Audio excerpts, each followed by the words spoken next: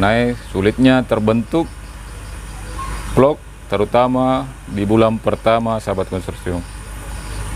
Jadi banyak yang bertanya tentang itu, kok kolam saya sulit terbentuk vlog di 10 hari pertama.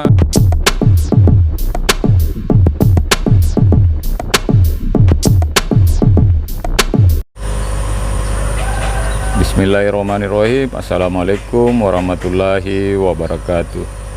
Jumpa lagi sahabat konsorsium, semoga tetap semangat, tetap sehat untuk belajar bersama dan sukses bersama.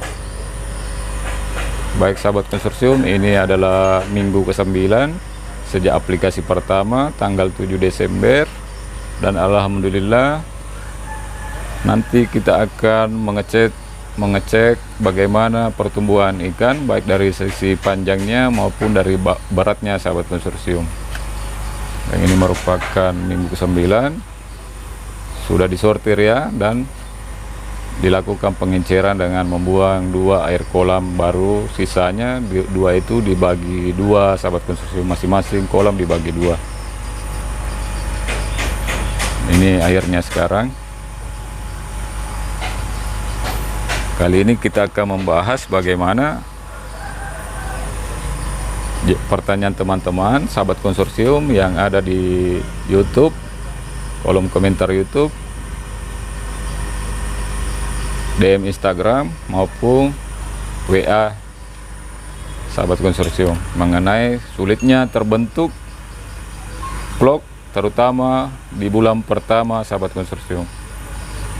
Jadi banyak yang bertanya tentang itu, kok kolam saya sulit terbentuk vlog di 10 hari pertama, 20 hari pertama, untuk mengamankan volume vlog supaya ikan bisa bertahan sampai panen sahabat konsorsium. Karena diketahui bahwa untuk mengamankan ikan air ini sampai panen, misalnya tanpa disortir pun, tanpa dibuang, harusnya bisa mendapatkan volume vlog minimal 20 mili per liter air selama 20 hari pertama, ataukah bisa mendapatkannya di hari ke-5 paling tidak ya.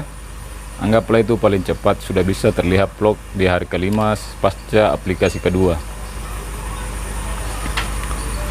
Ada beberapa sebab sahabat konsorsium, ini di luar daripada bakteri yang kita pakai sahabat konsorsium, probiotik yang kita gunakan. Artinya mutlak ya, kita harus pakai bakteri Bacillus. Pakai itu akan setengah sulit terbentuk vlog. Kalaupun memakai bakteri lain, ya paling tidak tiap minggu harus diberikan lagi, atau tiap sekian hari diberikan lagi, karena memang bukan tempatnya. Karena bakteri itu dipengaruhi oleh pH dan suhu. Misalnya bakteri yang ada pada Yakult, kenapa Yakult itu diharuskan disimpan dalam kulkas? Karena memang bakteri Yakult itu, Lactobacillus casei, Serotas striae, harus minim ya suhunya. Nah, jadi seperti itu sahabat konsorsium. Jadi mengenai sulitnya terbentuk biovlog pada minggu pertama atau 5 hari sampai 20 hari pertama, itu disebabkan karena satu sahabat konsorsium, karena suhu. Tapi kita tidak usah terlalu banyak bahas tentang suhu ya, karena sebenarnya air itu akan ditunjang oksigen seperti ini, berpengaruh sedikit untuk menstabilkan suhu air sahabat konsorsium. Bisa dibandingkan, bisa sahabat konsorsium mengambil air yang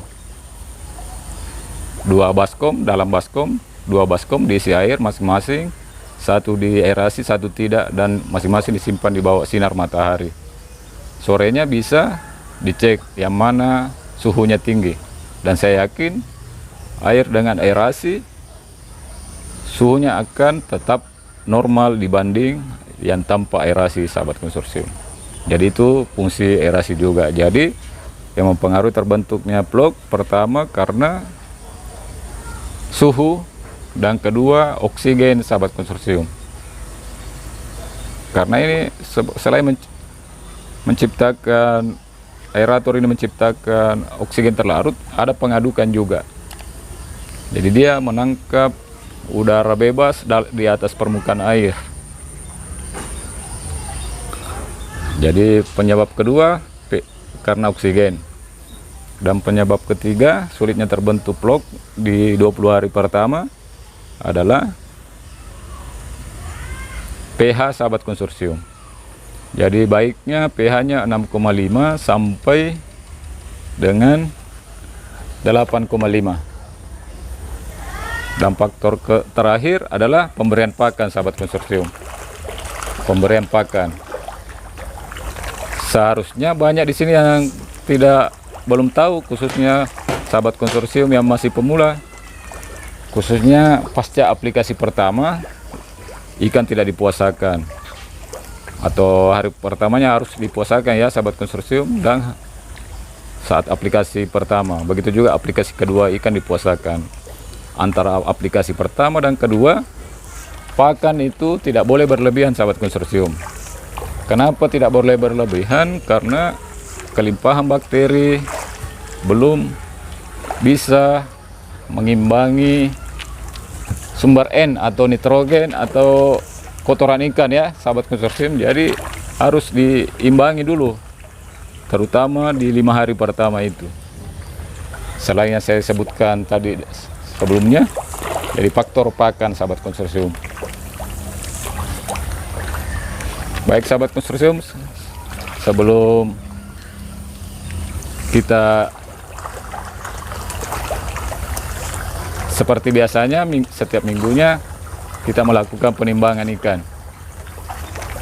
Bagaimana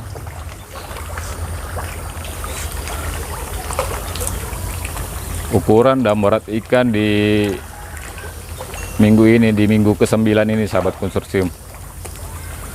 Jadi kita jeda dulu untuk mengambil ikan, untuk melihat pertumbuhannya di minggu ke-9 ini. Baik, kita sudah mengambil ikannya pada kolam yang terkumpul kemarin saat sortir untuk ukuran paling besar ya.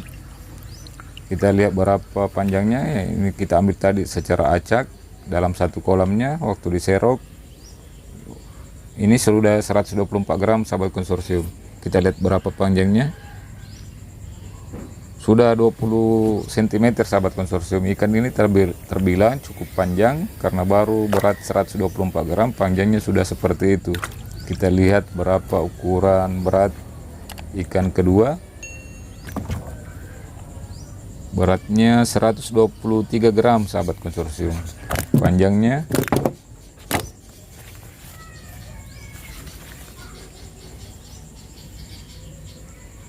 ya hampir sama, sahabat konsorsium. Terima kasih telah menyimak sampai di sini. Wassalamualaikum warahmatullahi wabarakatuh.